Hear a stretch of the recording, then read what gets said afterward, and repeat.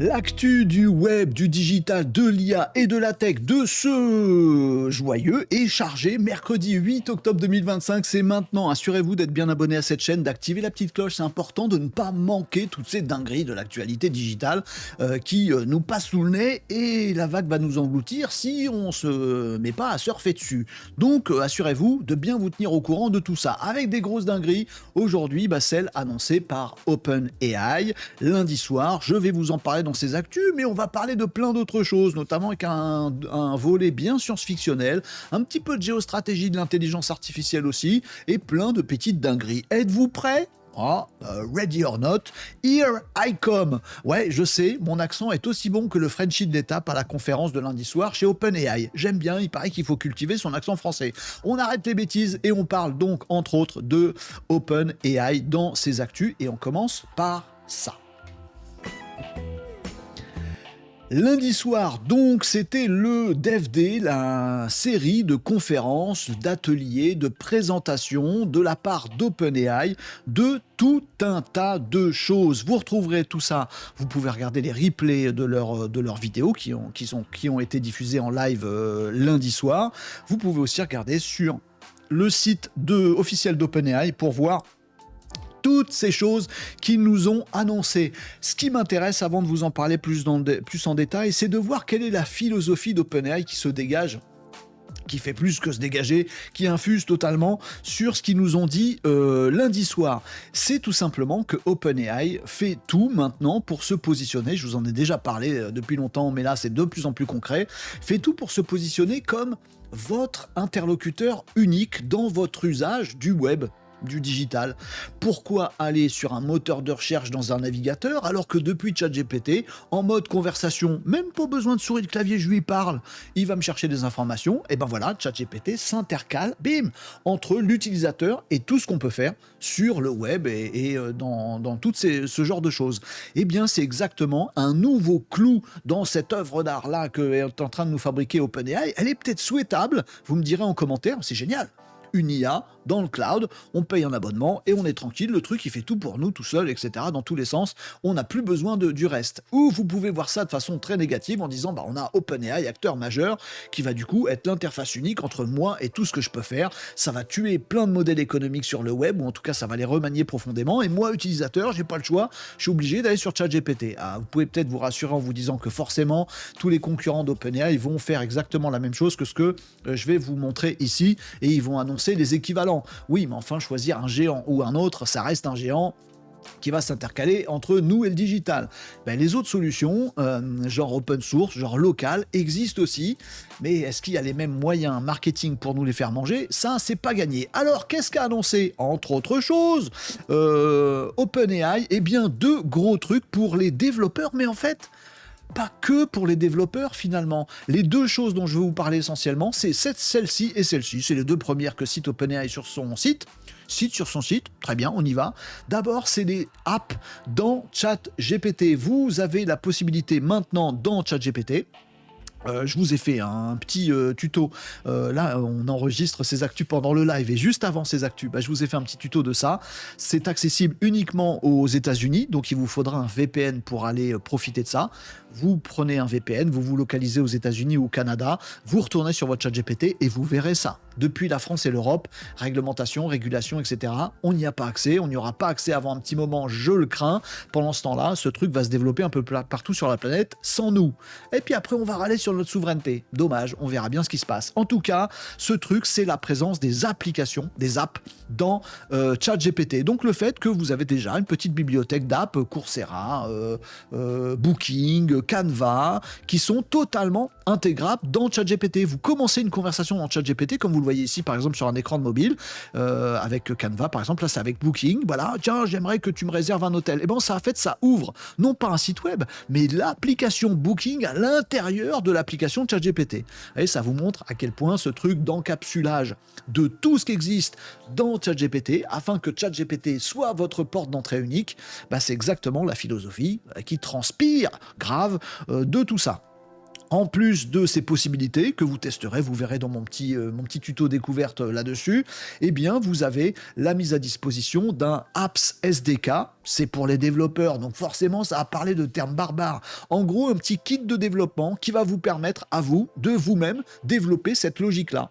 En gros, vous avez une application, vous êtes éditeur d'une application, ou vous n'avez pas encore d'application, vous la développez, et bien ensuite, avec ce kit, vous allez pouvoir dire, cette application, voilà, avec des MCP, des formats d'échange avec l'IA, comment on va pouvoir faire en sorte que l'IA l'interroge, lui fasse faire des trucs, ou que mon application puisse être interrogée par une IA, celle de OpenAI en l'occurrence.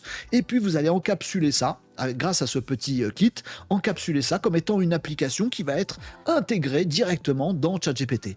Probablement à venir dans les semaines qui viennent, des bibliothèques d'applications, puisque tout le monde va s'y mettre. Enfin, tout le monde aux États-Unis, peut-être pas tout le monde en Europe, malheureusement, puisqu'il vous faudra un VPN, donc pour l'instant, pour accéder à tout ça. La deuxième dinguerie, parce qu'une dinguerie n'arrive jamais seule, si, parfois ça arrive, chez OpenAI, c'est la deuxième ici, c'est tout ce qui est agent, puisque OpenAI a annoncé aussi l'arrivée de ce qu'on appelle un Agent Builder. Alors ça va plus loin que ça, encore une fois, mais Agent Builder, qu'est-ce que c'est ? Eh bien, c'est un service, c'est-à-dire une application. C'est un service disponible du côté de chez OpenAI, pas ChatGPT, OpenAI, qui va vous proposer comme ça, vous le voyez, une sorte de workflow, de système de bulles avec des liens, etc., qui vont vous permettre de construire un nouveau ChatGPT, le vôtre par exemple un ChatGPT qui va répondre à vos utilisateurs sur votre site web pour leur apporter du support. Par exemple, un ChatGPT en interne dans votre boîte qui va donner toutes les informations RH à vos salariés. Comment on fait ça ? Eh bien, grâce à ce truc qui est déjà disponible là partout en Europe y compris, du côté de chez OpenAI, donc vous allez payer à l'usage de ce que vous allez fabriquer. C'est pas inclus dans l'abonnement côté ChatGPT, c'est du côté d'OpenAI. Ça s'appelle Agent Builder et vous allez pouvoir créer un agent. Tiens, ça démarre par un chat, ça démarre toujours par un chat, on reste dans du chat GPT, mais si quelqu'un me pose des questions sur le nombre de jours de congé qui lui reste, alors je vais aller regarder dans ma base Intel que je connecte à mon chat GPT et je vais pouvoir lui répondre. Si au contraire, il veut râler et avoir un rendez-vous avec je sais pas qui, alors je vais le diriger vers le Google Agenda de la boîte pour machin truc, etc. Vous voyez, un jeu de workflow, d'automatisation, mais attention, en interne dans chat GPT. Même philosophie. Parmi vous, il y a forcément plein de petits malinos qui ont déjà testé avec nous et utilisé avec nous des outils comme Make, N8N, des outils qui permettent de créer des automatisations. Ce sont des outils indépendants et dedans, on automatise absolument ce qu'on veut. Si on a envie qu'un truc se déclenche parce que j'ai reçu un mail, alors il va demander à l'IA, ça marche. Ici, on est dans une autre logique de pouvoir créer des workflows à l'intérieur de ChatGPT et qui fonctionne dans ChatGPT, pas ailleurs. Donc on va pouvoir créer ces petits workflows pour avoir des ChatGPT encore plus balèzes. En fait, ça reprend la logique de GPT-5. Vous savez, quand vous promptez GPT-5 en mode automatique, il a des petits moteurs en interne qui essaient de comprendre ce que vous voulez en fonction. Soit il réfléchit un peu, soit il réfléchit pas du tout, soit il réfléchit beaucoup.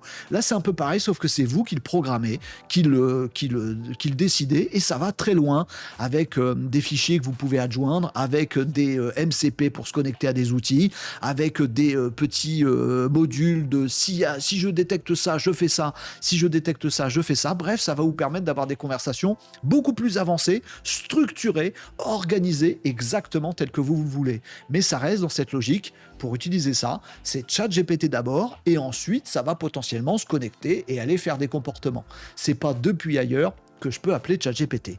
Bon, on est toujours dans cette logique de volonté hégémonique de OpenAI. Et puis, bien sûr, le Agent Kit, donc tout ce kit qui va vous permettre d'avoir ce Agent Builder dont je viens de vous parler, et également de créer un kit autour de ça. Une fois que vous avez votre agent, par exemple, pour répondre à vos clients en ligne, et ben vous pouvez très facilement créer un petit module qui sera totalement intégrable facilement sur votre site. Et du coup, c'est bon, vous avez un chatbot hyper intelligent qui connaît vos produits, qui est sur votre site web, ou plein d'autres aspects sur vos intranets, si c'est de la RH ou des choses comme ça. Bref, beaucoup de choses dans cette petite fiesta, et comme cette actu est beaucoup trop longue, mais elle est en même temps beaucoup trop riche, je passe rapidement sur les autres choses qui ne sont pas du tout anecdotiques et qui ont été aussi annoncées lundi, comme notamment l'arrivée de Sora 2 en format API.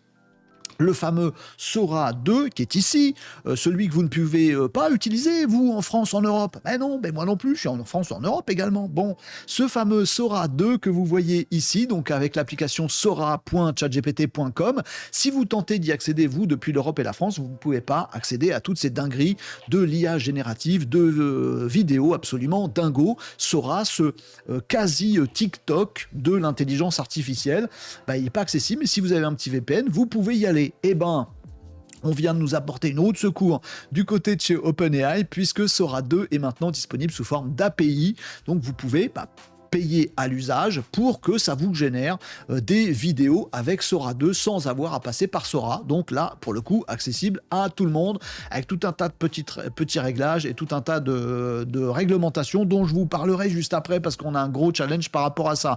Et puis parmi les annonces, on a aussi Codex qui se déploie encore plus un peu partout, des nouvelles intégrations sur cet outil, cette IA spécialiste du développement, avec Codex qui l'intègre, avec maintenant plein d'autres outils qu'utilisent les développeurs, comme Slack par exemple, qui font de OpenAI, de ChatGPT, un collègue développeur avec vous.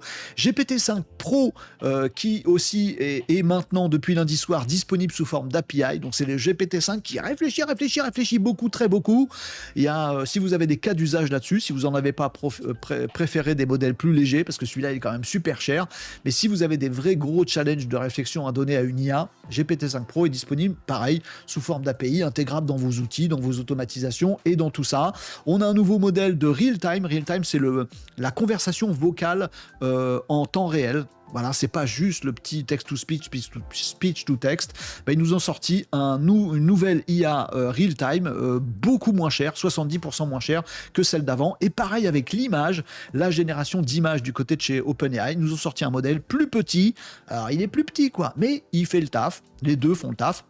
C'est le modèle GPT Image 1 Mini qui est beaucoup moins cher, 80% moins cher. Bref, vous allez pouvoir intégrer de l'OpenAI absolument partout. Cette actu est beaucoup trop longue, mais en même temps, les informations étaient très très denses là-dessus. On se calme un petit peu, je ne sais pas. En tout cas, on passe aux actus suivantes et puis vous creuserez tous ces sujets-là, bien entendu, vous les découvrirez et puis vous les partagerez si vous en avez envie sur renault-décode.fr. On peut rentrer dans le détail de tout ça sur ce site libre, ouvert, gratuit à vous, où on discute d'absolument tout. Allez, actu suivante, et on reste un petit peu chez OpenAI. On reste carrément chez OpenAI et chez ce fameux Sora.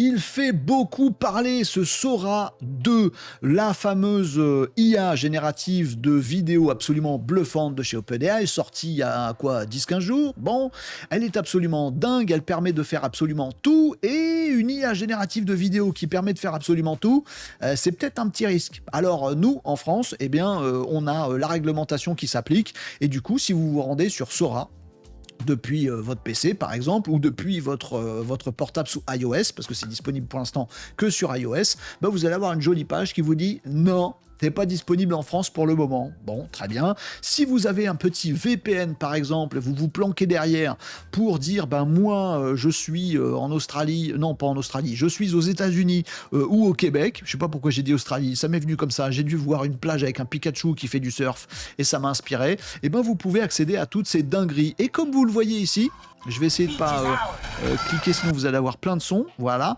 vous avez du Pikachu hyper réaliste parce que c'est facile. On fait un prompt, on lui dit fais-moi Pikachu sur la plage qui surfe avec sa Matman et on a un Pikachu. Mais les ayants droit dans tout ça, est-ce que monsieur le papa de Pikachu ou la maman de Pikachu, ils sont d'accord? Est-ce qu'on a le droit de faire des vidéos avec Bob l'éponge, le vrai personnage qui existe vraiment? Qui existe pas vraiment, c'est Bob l'éponge. Mais est-ce qu'on a payé des droits d'utilisation de Bob l'éponge? Est-ce que je vais pas me faire bannir de vous montrer ça à l'écran ici parce que j'utilise des personnages pas libres de droit? On a du SoftSpark qui n'a jamais été créé par SoftSpark, vous le voyez ici, puisque tout ça est généré directement par Sora. On lui prompte le truc et il fait un boulot absolument parfait, y compris sur toute la partie potentiellement deepfake, puisque dans Sora on peut créer des caméos, des images de soi, et on peut décider de les partager avec tout le monde.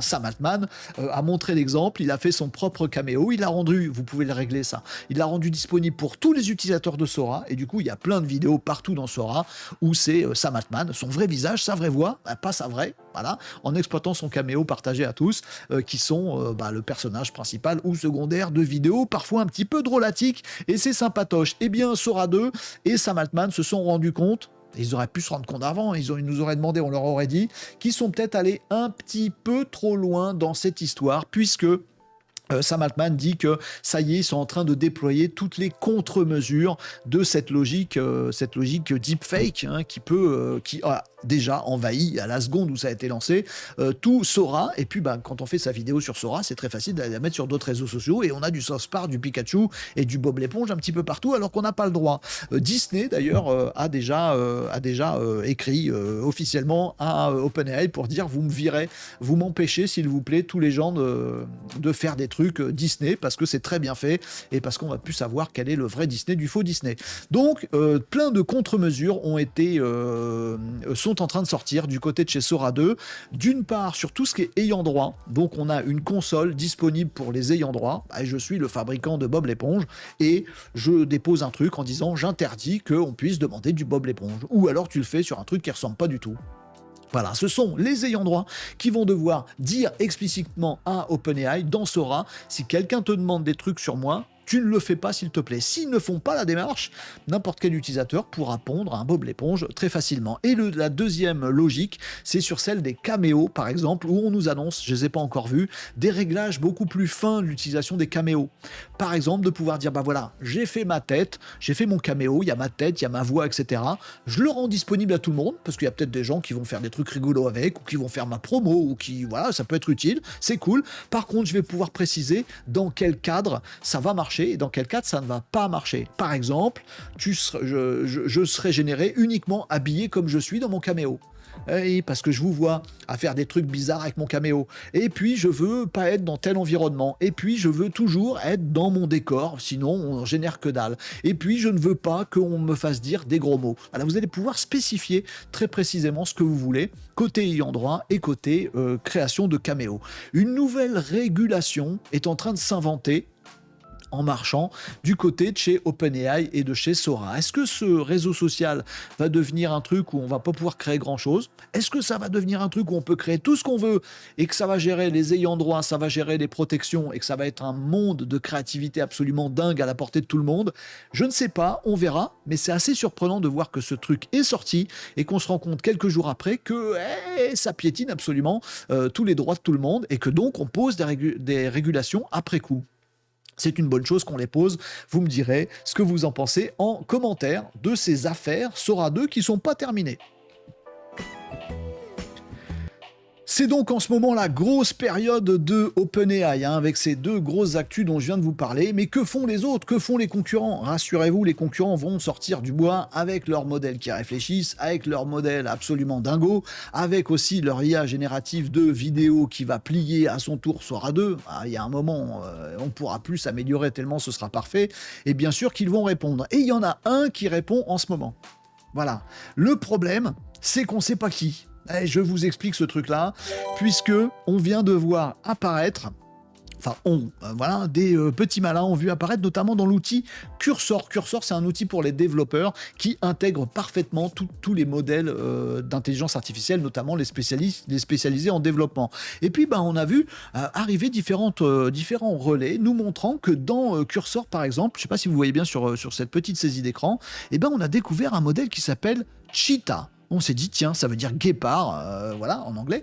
Un guépard, c'est l'animal rapide. Oui, on s'est rendu compte qu'il y avait un nouveau modèle.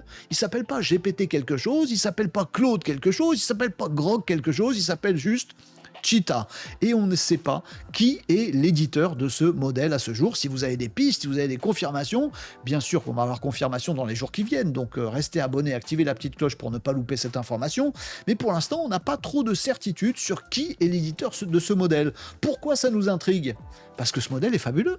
On le teste et on se rend compte que d'une part il porte bien son nom parce qu'il est ultra rapide, il est capable et de réflexion assez profonde et de rapidité. Vous savez que tout le monde un petit peu partout dans le monde de l'IA fait des modèles qui sont soit rapides, soit fiables et réfléchis et un petit peu posés. Un petit peu comme les humains, quand on répond trop vite, il y a des chances qu'on dise des bêtises et inversement. Et là c'est pareil, sauf que Cheetah, Il est terriblement rapide, il est plutôt performant, il est même carrément performant. Et puis si on allie les deux, ça fait un atout extrême. Et donc tout le monde cherche à savoir qui est derrière, voilà, qui est l'éditeur de ce fameux nouveau modèle Cheetah. Il y a des pistes, il pourrait s'agir de Gemini 3. Bah oui, on parle beaucoup ces derniers temps de OpenAI. La réplique de Google ne tardera pas à arriver. Et Google, nous a annoncé, Google, du côté de chez Google DeepMind, entre autres, en début d'année, qu'ils auraient un modèle qui serait prêt en octobre. On est en octobre, qui serait vraiment un super modèle capable justement d'intégrer tout ce qui peut être multi réponse, de pouvoir s'adapter à ce que vous racontez, à ce que vous demandez, et en fonction de pouvoir vous sortir une réponse super rapide, pas trop réfléchie, déclencher des outils quand il y en a besoin, déclencher des réflexions, mais pas que, simuler une réflexion puis vous répondre vite. Bref, un modèle qui serait capable de multimorphe comme ça, de s'adapter bien fiablement à tout ce que vous demandez. C'était le challenge de GPT-5 et ça n'a pas été très bien reçu par le grand public, et ce qui pourrait nous faire dire que Gemini a un modèle équivalent mais tarde un peu à le sortir. Est-ce que c'est le moment où ça va sortir? Et peut-être que le nom de code Cheetah correspond à un Gemini 3 Flash, ce qui serait une révolution dans le monde de l'IA, une de plus, une marche, un palier franchi de plus dans le domaine des IA, dans leur performance globale. Mais c'est pas sûr du tout que ce soit du Google. Certains disent que ce modèle a l'air de se comporter sur certains aspects comme un grok. C'est peut-être un coup de dingo de la part de Elon Musk qui aurait sorti, pardon pour la petite coupure, une IA Grok Code Flash, je ne sais pas quel nom ça aura, mais ça pourrait être une super IA associée au développement de la part de Grok, et ça peut être un Claude aussi, même si on a des doutes, ça peut être un petit peu ce qu'on veut. On va attendre les annonces officielles pour savoir ce qu'il en est, mais on reste très attentif à ce modèle Cheetah que vous pouvez déjà tester dans différents outils dans lesquels il est accessible, sans savoir qui y a derrière. J'aime bien les mystères.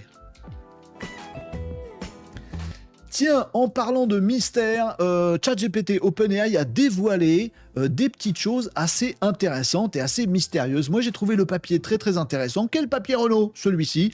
C'est un rapport qui a été rédigé par OpenAI. Alors pardon, c'est pas très glamour à passer comme ça, d'ailleurs je vais arrêter. Vous trouverez ce rapport en ligne, et ce rapport d'OpenAI fait un focus sur les actions qui sont menées dans leur modèle ChatGPT par certains gouvernements. Ah, vous me voyez venir sur le côté géostratégique, hacking mondial et concurrence des empires sur cette planète, sur le terrain de l'IA, c'est exactement ce dont il s'agit, puisque le 7 octobre 2025, OpenAI a diffusé cette étude avec quelques conclusions, quelques pistes qui nous montrent en tout cas que la Chine exploite beaucoup ChatGPT, alors souvent associé à d'autres modèles, notamment des modèles open source, mais souvent de chez Meta. En tout cas que la Chine, et pas que, il y a la Corée du Nord aussi, il y a l'Iran aussi. Vous voyez un petit peu comment ça se situe, ces petites luttes intestines entre ces géants, entre ces empires, je ne sais pas comment dire. En tout cas, ils utilisent, oui, des modèles américains. Mais ils le font exprès pour justement noyauter un petit peu le truc et savoir comment est perçue telle information. Ils font même des petits automatismes et des robots qui vont interroger des chats GPT, des lamas, etc. très très très fréquemment pour savoir ce qu'on peut penser ou répondre sur le sujet des Ouïghours, par exemple, dans tel ou tel pays. Vous voyez, tous ces sujets un petit peu sensibles, même carrément, des sujets politiques, des sujets de compréhension, voire des sujets de hacking. Comment on peut donner des arguments sur le président des États-Unis en ce moment? Et ben voilà, tout ça est exploité par la Chine, qui a pourtant coupé l'accès aux outils américains. En fait, quand ils veulent, ils peuvent. Et puis, tout ça ressurgit dans cette étude, dans ce rapport, qui ne fait que mettre de l'huile sur le feu, des rapports entre la Chine et les États-Unis dans cette guerre de l'intelligence artificielle, dans cette bataille entre les géants où l'IA se retrouve en plein milieu du jeu. Pas que la Chine, l'Iran, Corée du Nord, etc. Il y en a d'autres qui sont cités dans le rapport, et on nous montre à quel point ces États utilisent les outils des autres pour essayer d'espionner le truc. Moi, vous me direz ce que vous en pensez en commentaire, juste le truc qui m'a fait marrer, c'est que ce rapport indique à quel point la Chine surveille ce que font les États-Unis, en gros. Et tout ça figure dans un rapport dans lequel OpenAI nous dit clairement qu'ils ont regardé, ils ont eu les moyens de regarder tous les prompts utilisés par tout le monde, savoir de qui ils viennent, savoir s'ils sont chinois pour pouvoir pondre ce rapport. Donc finalement, tout ça se répond. C'est assez rigolo, mais il y a quand même des trucs de hack et du cerveau des gens en passant par les IA qui peut être assez inquiétant pour l'avenir de l'humanité au global. Est-ce que les empires, les camps vont aussi se séparer de plus en plus dans le monde digital ou est-ce qu'on va trouver des terrains de cohésion là-dessus? C'est plutôt parti pour se diviser. Tout ça, c'est les uns contre les autres dans tous les domaines et notamment dans le domaine de la tech. Allez, 2 petites news bien tech pour terminer cette revue d'actu. La première va ravir les geeks. Et il s'agit de Arduino. Si vous êtes un petit geek, un maker, comme on dit, ces gens qui bricolent avec ou sans la technologie d'ailleurs, dans des Fab Labs et ce genre de choses, si vous ne connaissez pas ces termes-là, tapez-les dans votre outil préféré pour aller essayer de découvrir un Fab Lab pas loin de chez vous ou des makers pas loin de chez vous. C'est des gens malins, c'est des gens geeks qui essaient de fabriquer des trucs pour que des robots, un petit peu tout, avec tout un tas de petites astucettes, souvent avec une logique très très orientée vers l'open source. Je me débrouille moi-même, un tel va nous faire un super programme, moi je vais le mettre dans un super petit ordinateur disponible et qui coûte pas cher, toi tu vas me construire un robot en bois parce que tu es super fort et on va associer tout ça et se faire un super R2D2 construit par nous-mêmes. Bon, et bien au cœur de ces écosystèmes que j'ai décrits bien caricaturalement ici, on a Arduino qui est un acteur majeur des fabricants de toutes ces cartes et ces composants. C'est l'équivalent d'un PC que vous fabriquez avec des pièces de puzzle. Tiens, je veux un composant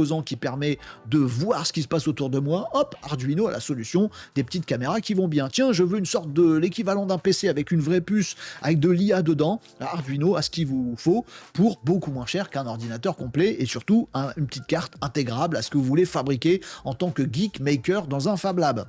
Bref, Arduino est un incontournable, aussi de l'éducation, là je parle des makers, dans la recherche également, mais à l'école, si vos enfants ont la chance d'avoir un prof de techno qui est un petit peu élaboré, il aura forcément parlé des Arduino, ils ont peut-être pu jouer avec différents composants et commencer à programmer leur premier petit robot. C'est génial, c'est rigolo, c'est Arduino. Eh bien, Arduino vient de se faire racheter. Tremblement de terre dans le monde de l'open source et des makers.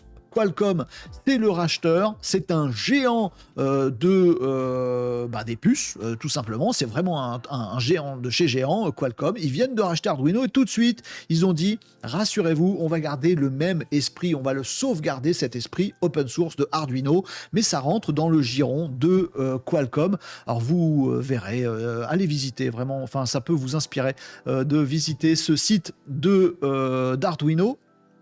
Je vais revenir sur la page d'accueil, voilà tout ce qu'on peut faire avec Arduino. Je sais qu'il y a une petite vidéo qui se lance, voilà des petits modules qui vous permettent de reconnaître des objets que du coup on met sur un petit robot et du coup on branche une petite webcam faite récupérée de je sais pas où et hop, le robot on est capable de le programmer pour qu'il suive un truc.